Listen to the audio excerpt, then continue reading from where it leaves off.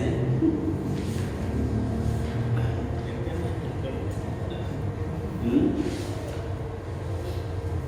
Saya mau nanya Ustaz. Ya. Ini yang kaum Khawarij itu kan dia sendiri sadar gak sih Khawarij itu kan? Khawarij itu kan. Terus kan kaum Khawarij. Nah, itu kan tersesat atau tidak gitu. Kan dia sendiri sadar oh saya kaum gak dideklarasikan gitu. Saya Khawarij gitu kan. Gak mendeklarasikan. Itu gimana? Ya. Kaum Khawarij itu sebenarnya mereka tidak mau proklamasikan diri, mereka sudah Khawarij. Orang-orang yang menjadi Khawarij. Ya. Kenapa disebut Khawarij? Mereka kalau sadar akan balik. Justru apa? Justru karena dia yang dia pegang Al-Quran juga, pemahaman pada Al-Quran. Cuma pemahamannya itu ekstrim. Menurut dia orang yang nggak sejalan sama dia kafir. Walaupun orang yang sholat, orang yang baca kalau nggak sejalan sama dia, nggak serang sama dia, itu kafir menurut mereka. Dan kalau kafir menurut mereka itu halal darahnya, boleh dibunuh. Itu kaum Khawarij. Disebut kaum Khawarij itu karena dulu mereka sebenarnya pasukan Ali yang membelot dari Sayyidina Ali. Nah, maka sebutnya kaum Khawarij. Makanya saya kata keluar dari pasukan, membelot pasukan Ali. Ya. Pemahaman mereka itu dangkal, Pak. Jadi lihat Al-Quran aja. Pemahaman mereka dangkal. Jadi berdasarkan tes Quran. Kalau tes Quran doang dia tidak pahami dengan baik, maka itu ya. Jadi pemahaman yang sesat. Nah, dolim tadi termasuk golongan orang yang sesat, yang dolim. Kita minta itu pada Allah supaya kita terhindar dari golongan kelompok ini. Baik, sekali lagi. Ya, Pak Bayu. Di luar tema, Ustaz. Ya. Kemarin saya di sosmed ada dua pendapat. Pendapat yang pertama tentang masalah seorang laki-laki yang ingin bersentuhan dengan seorang perempuan dan dia bukan mahramnya. Itu pendapat yang pertama itu bahwa itu setelah wudhu lah ya batal, harus berwudhu lagi. Tapi di satu sisi ada yang mengatakan bahwa jikalau bersentuhannya itu pertama tidak sengaja, tidak ada syahwat, itu masih dianggap tidak batal gitu. Nah, ini apakah dua-duanya benar? Apakah ada yang salah, ada yang benar, Pak Ustaz? Ya, baik. Ini berbeda mazhab. Menurut mazhab Syafi'i, orang yang menyentuh wanita yang bukan mahram itu batal. Ya, maka wajib wudhu. Mahram siapa sih mahram? Mungkin harus paham ya. Mahram itu adalah wanita yang akan dinikahi dengan mahram. Istri kita mahram kita bukan? Bukan. Kalau istri mahram itu nggak boleh nikahi.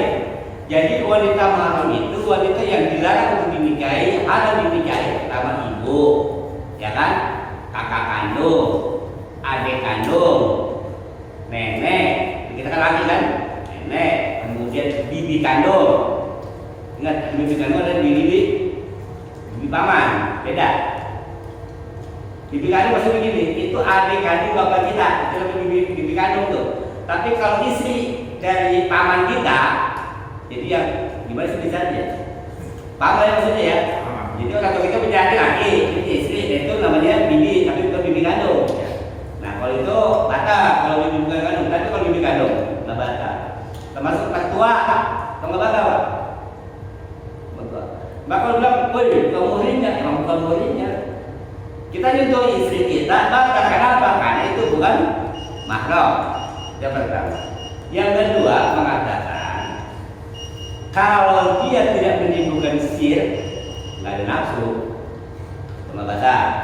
Yang kedua, belum ada nanti. Ada yang ketiga.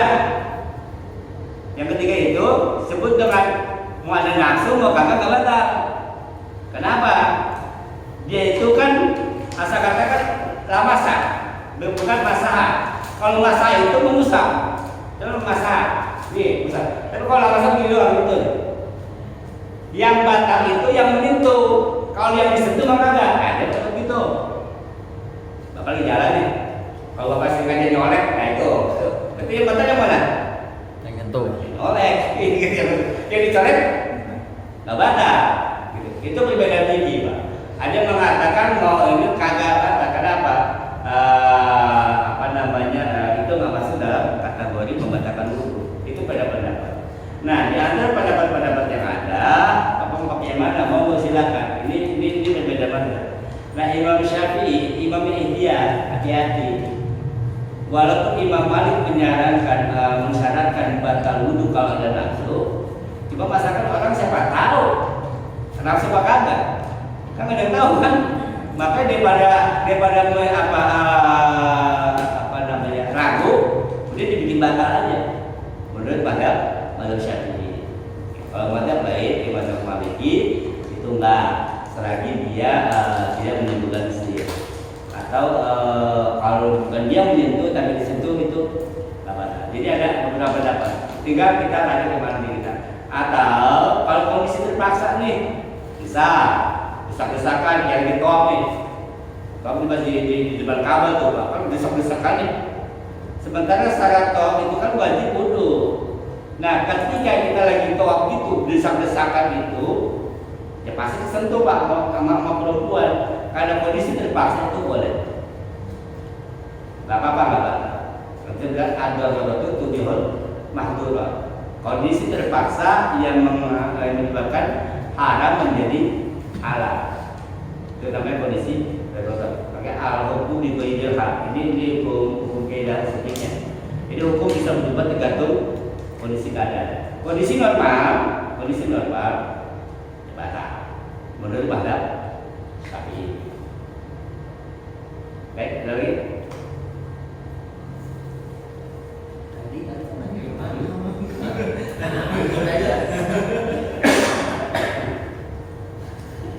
baik, nah sini saya hanya menegaskan beberapa poin. Kenapa kaum Yahudi itu dijadikan contoh oleh Rasulullah pada ayat Al-Ma'idah.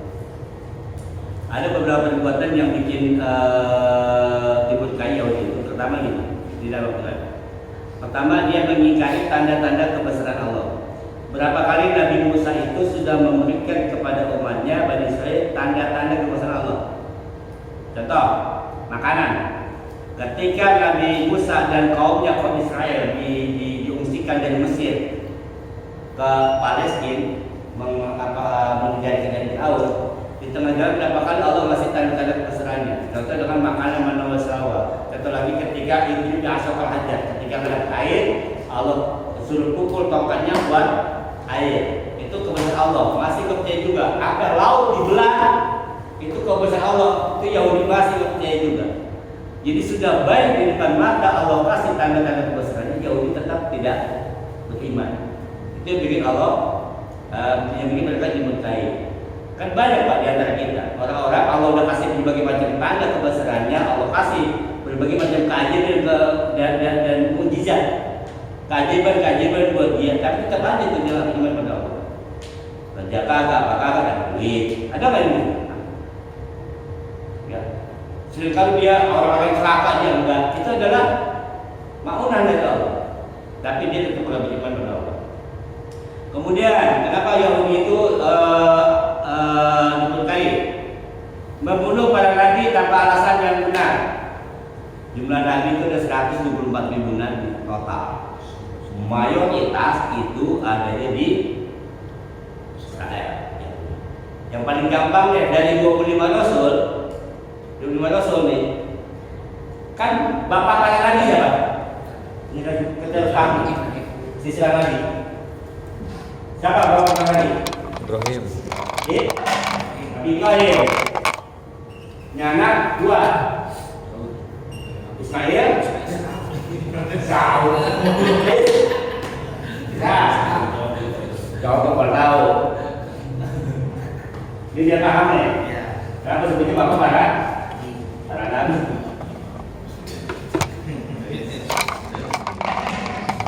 Ibrahim punya berapa istri? Ibrahim punya berapa ya? Punya berapa istri? Ada mengatakan 2, ada yang mengatakan 4. Nah bahkan kita ini orang Indochina, orang Melayu itu masih keturunan Ibrahim langsung. Dan istri namanya yang kita kenal cuma 2 kan? Siti Sabah, Sarah dan Hajar. Ada lagi, ada namanya Konturo. Ada perempuan namanya Konturo. Nah, Konturo ini nanti dia anak-anak turunnya menyebar ke daerah timur, India, ya kan, Bangladesh, ke Cina terus sampai ke Indonesia. Makanya orang Indonesia itu, ya, ini masih seperti Ibrahim menurut sebagian riwayat sejarah. Jadi ada istri Nabi Ibrahim yang lain selain Sarah dan Hajar, itu namanya Konturo. Ya. Baik, Sarah punya anak, siapa namanya? Ishak. Hajar punya anak namanya Ismail. Ishak punya anak namanya Dewa. Ya? Yakub. Yakub punya anak Yusuf. 12 anaknya. Nah, Yakub punya anak 12. Yang 2 kandung, yang 10 tiri. Jadi Yakub punya istri 2, ya. Dan istri pertama punya anak 10. Si Binyamin itu satunya itu. Ya Binyamin terus pokoknya nama sebut apa namanya? Israel yang pas mati gitu ya. Nah, nanti Yakub punya anak lagi dari bini yang lain. Lahirlah Yusuf dan Binyamin. Binyamin itu saudara Yusuf, Pak. Terus nabi. Di sini nabi di sini nggak ada nabi nih.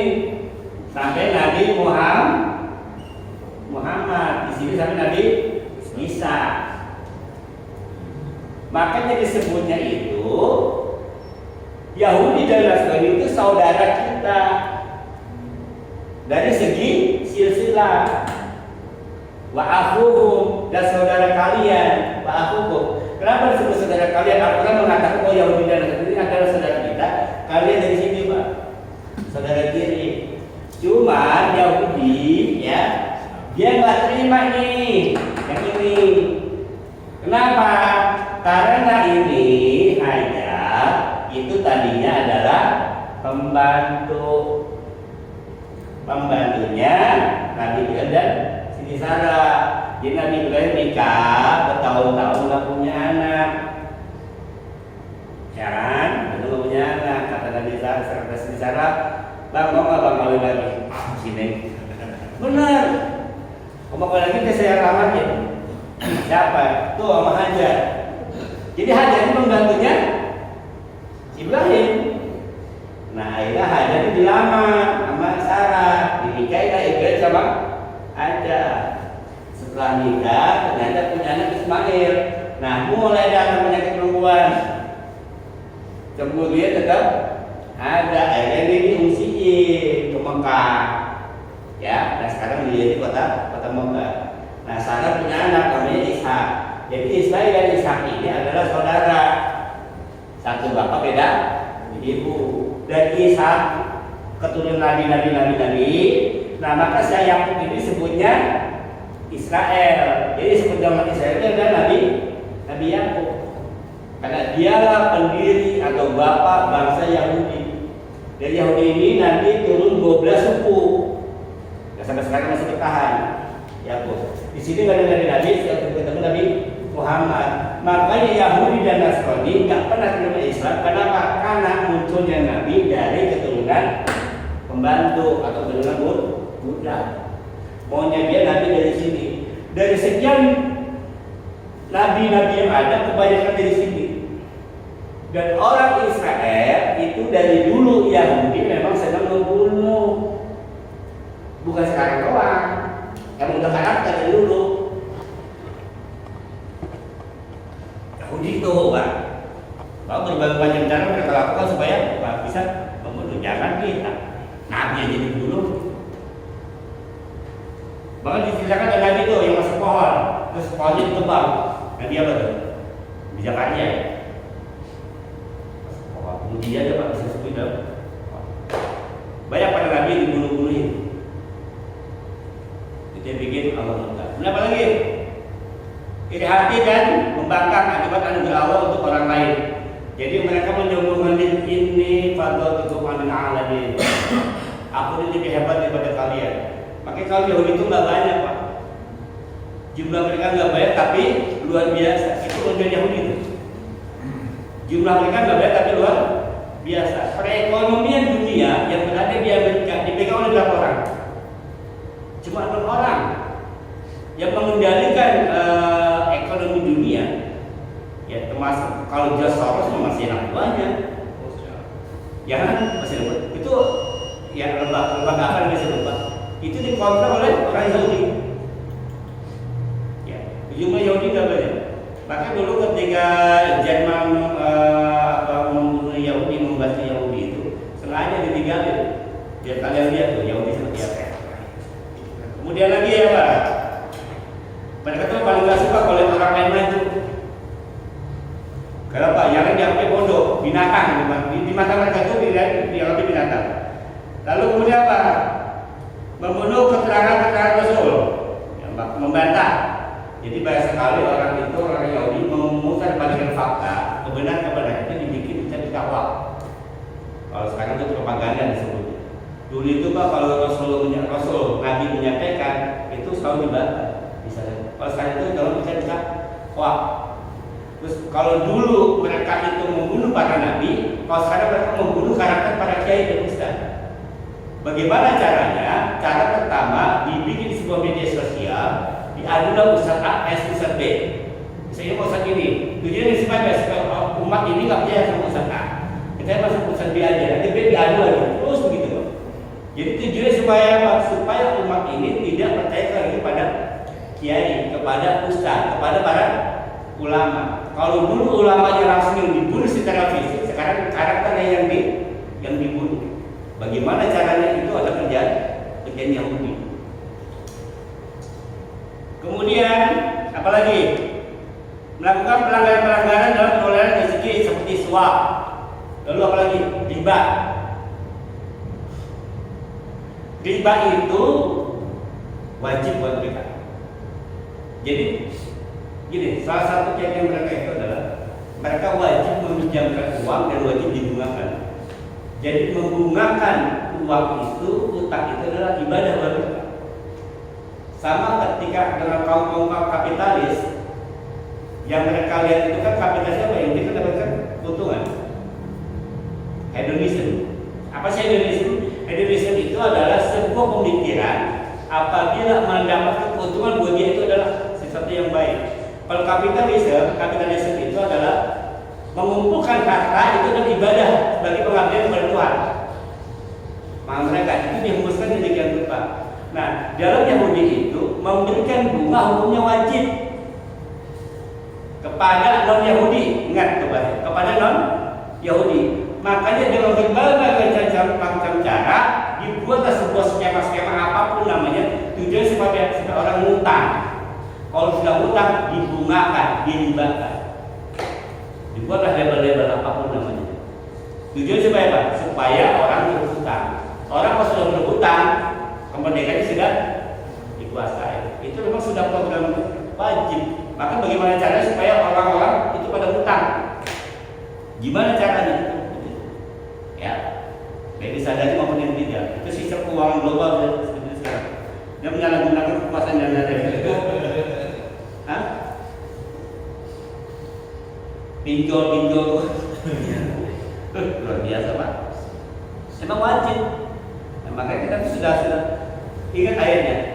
Walan tardo ankal Yahud. Akunya serem Pak maksudnya. Jadi menggunakan kata walan. Lantar tardo. Kata lan dalam bahasa Arab kalau diartikan itu lan beda dengan lan. Lantar itu artinya tidak akan ridho. Ingat, bicara lan, tidak akan. Jadi sampai kiamat itu Yahudi tidak akan ridho. Ada menggunakan kata lan, ini Allah yang ngomong langsung. Beda dengan Nasara. Kalau Nasara ada menggunakan kata lam. Makanya kalau kaum Nasrani ini masih ada damainya sama kita. Kalau dia mah apa namanya, mana menurut dia aman, itu diikutin. Apa namanya begitu? Dari aman aja pokoknya dah. Pragmatis ya. Kalau Yahudi, dia kalau ini mesti bisa berubah, Pak. Tapi kalau ini nggak bakal berubah. Walan kardo angka Yahudi nggak bakal redo Yahudi kepada kamu. Atat tatabia mil tahun. Milah ini artinya bukan agama tapi gaya hidup, pola pikir. Jadi Yahudi itu gak bakal ridho kepada Islam sampai kita itu ikutin gaya hidup mereka, pola pikir mereka, bukan agamanya. Tetap agama kita Islam tapi gaya hidup kita itu gaya hidup Yahudi. Maka berbagai macam cara mereka lakukan ya dengan 3F, fashion, food, kemudian lagi fun dan sebagainya. Tujuannya supaya apa? Milah tahun itu. Karena menggunakan kata lan sampai kiamat pun akan selalu ada mereka memerangi umat Islam dengan berbagai macam cara. Sekarang paling gampang adalah ngasih utang. Berkat itu dijual. Jadi, ya kan, semangat gitu kan, beri utang dalam masjid. Ya itu mau kerjanya Yahudi. Itu diantara beberapa hal yang oleh Yahudi. Ya, orang-orang yang seperti ini pun sama. Orang seperti ini sama. Yahudi punya program riba, itu sama. Maka sampai sekarang saya itu kalau ada yang namanya pembiayaan nanti dulu deh. Kalau bisa jangan deh. Kalau bisa jangan. Kita tahu sumber uangnya dari mana.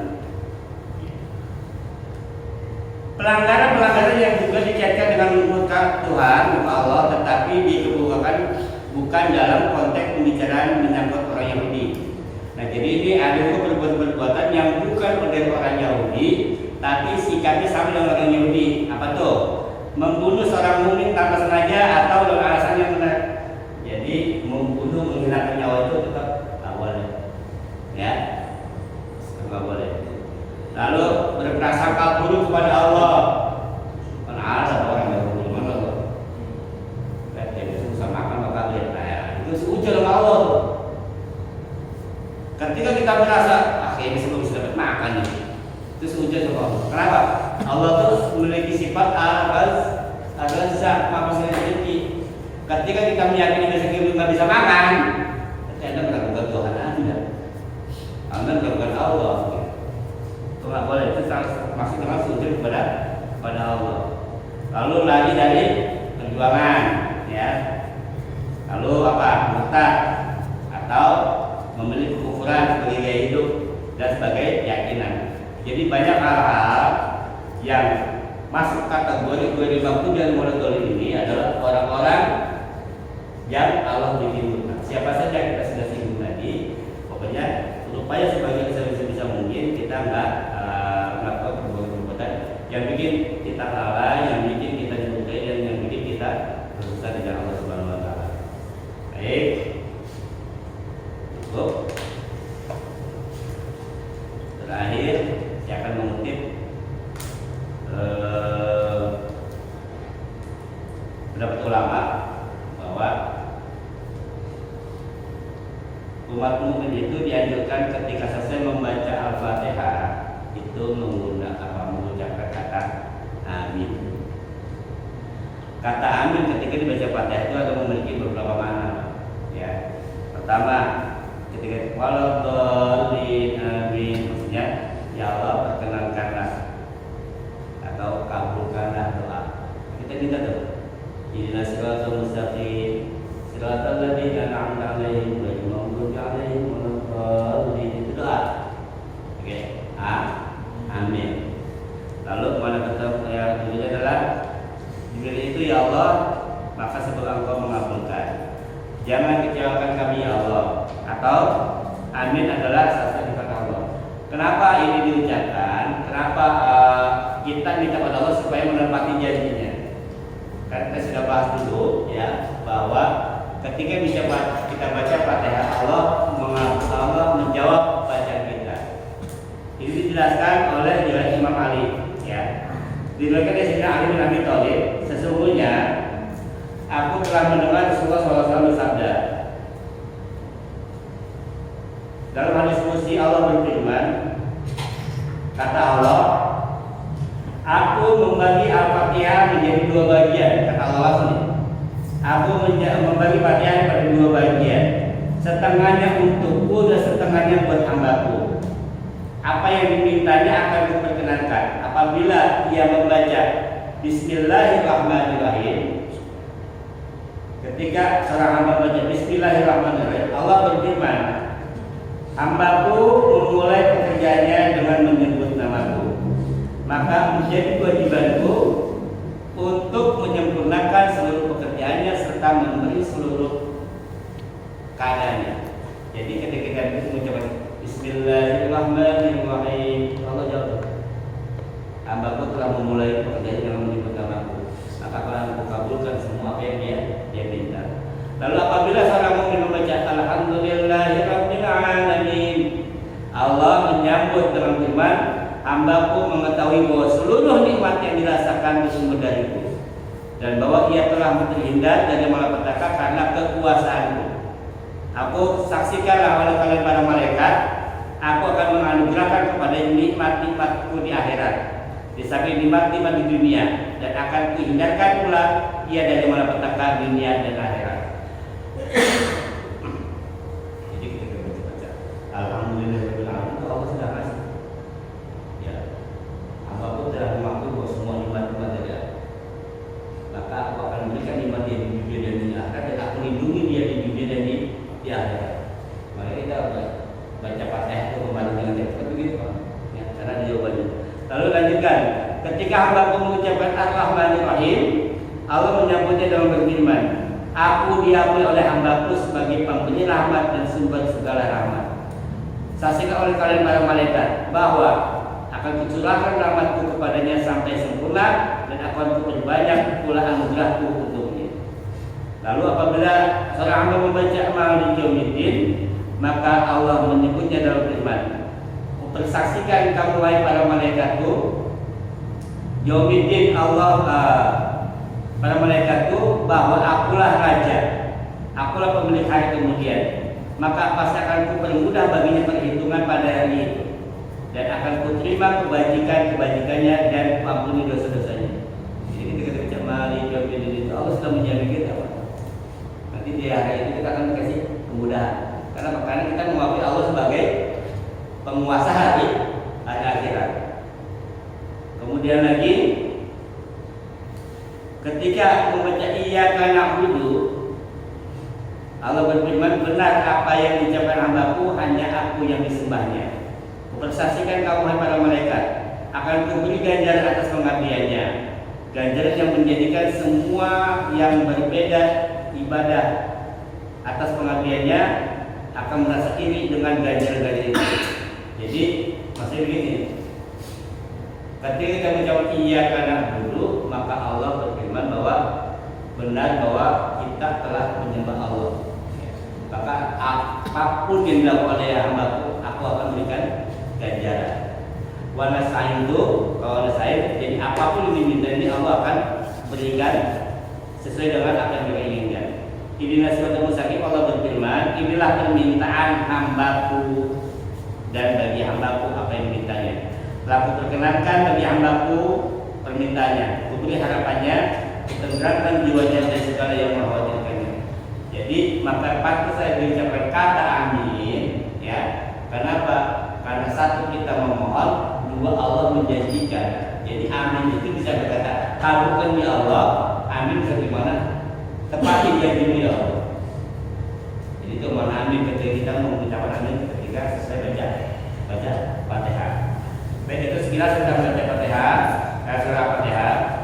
Sampai minggu depan kita akan bahas Kesimpulan, Al-Fatihah itu Ya dikenal dengan surat beberapa nama surat Al-Fatihah. Ada Saful Masani, ada Ummul Kitab atau Ummul Quran. Diturunkan, dijelaskan ada yang disebutkan di mengatakan di Mekah atau di Madinah. Tapi umumnya ini dikatakan surat Makkiyah. Surat Makkiyah itu adalah surat yang diturunkan sebelum Nabi hijrah. Fatihah ini jumlahnya 7 ayat, ya.